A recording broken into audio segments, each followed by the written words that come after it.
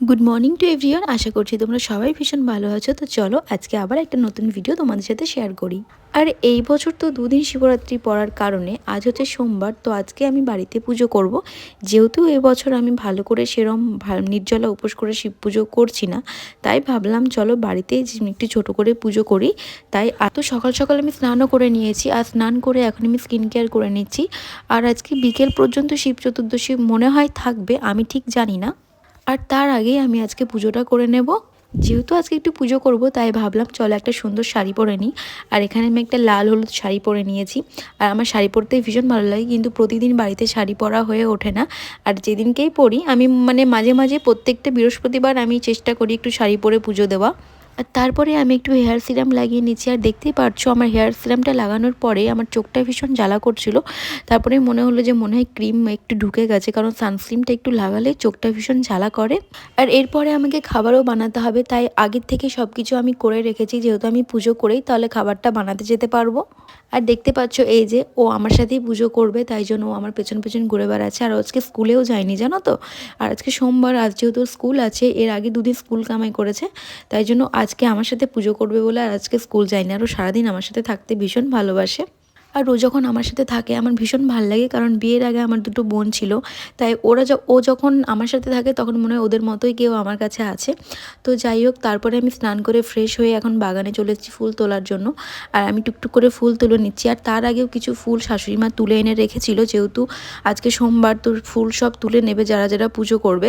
তাই আগের দিন রাত্রেবেলা মানে বিকেলবেলা আমার জন্য অনেক ফুল তুলে এনে রেখেছিল। আর তারপরেও বাগান থেকে আমি কিছু টুকটাক ফুল তুলে নিচ্ছিলাম, কারণ আমার ওই ব্যাপারটা একদমই ভালো লাগে না যে অনেক ফুল তুলে সেই ফুলগুলো নিয়ে আবার নষ্ট করা। কারণ ঠাকুরের কাছে প্রয়োজন মতো ফুল দিলেই চলবে। আর আমি এত ফুল তুলে কী বা করবো, যদি সবাই মিলে ফুলগুলো পাই সবার ঠাকুরকে দিতে পারবে, সেটাই মনে হয় ভালো ব্যাপার। আর তারপরে জবা ফুল পেলাম না ওই গাছে, কারণ অনেকটা উঁচুতে ছিল আর আমি হাতও পেলাম না।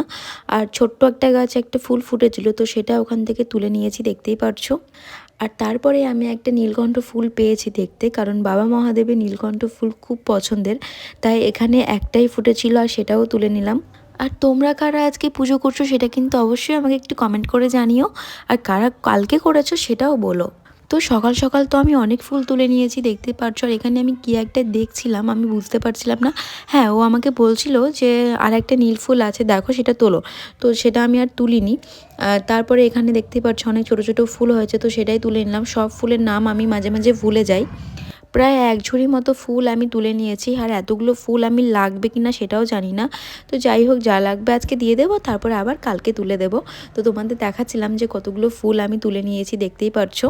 আর এই যে ধোত্রা ফুলগুলো, এগুলো ধোত্রা ফুলের মতোই দেখতে, এগুলো ধোত্রাই ফুল। এই ফুলগুলো আমি আগে কখনো দেখিনি। বিয়ের পর এখানে আসার পরেই আমি এই ফুলগুলো দেখেছি, মানে আমি আমাদের ওখানে এই ফুলগুলো দেখিনি।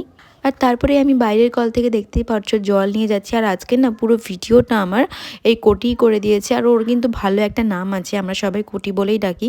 সো যাই হোক, ও আমার পুরো ভিডিওটা আজকে করে দিয়েছে। আর তারপরে আমি ওকে একটা ছোট্ট টিপ পরিয়ে দিলাম। আমি পড়লাম, তা ও বললো যে মামি তুমি কি এই টিপ পড়ো? আমি বললাম হ্যাঁ, তুইও পড়। তো তারপরে ওকে পরিয়ে দিয়েছি। আর এখন আমি পুজোর সব জোগাড় করে নিচ্ছি। তো এখানে আমি পুজো করে নিচ্ছি, আর আমার পুজো করে নেওয়ার পরে এখানে কোটিও জল ঢালবে। আর তারপরে আমার শাশুড়ি মাও বলেছেন জল ঢালবে। আর এখন আমি পুজো দেখতে পাচ্ছ মোটামুটি কমপ্লিট হয়ে গেছে। তো চলো এখন আমার পুজো কমপ্লিট, এখন বাইরে যাই। আর বাইরে গিয়ে আমাকে আবার খাবারও বসাতে হবে। আর তোমাদের সাথে পুজোর ভিডিও শেয়ার করতে করতে এখানে আমার দেখতেই পারছো সেদ্ধ খাবারও রেডি হয়ে গেছে। আর যেহেতু ওর বোন আর ও দুজনেই আমার সাথে খাচ্ছে, দেখতেই পারছো। তো চলো আমরা খেয়ে নিই। ভিডিওটা কেমন লাগলো অবশ্যই কমেন্ট করে জানিয়ে। দেখা হচ্ছে নেক্সট ভিডিওতে। টাটা।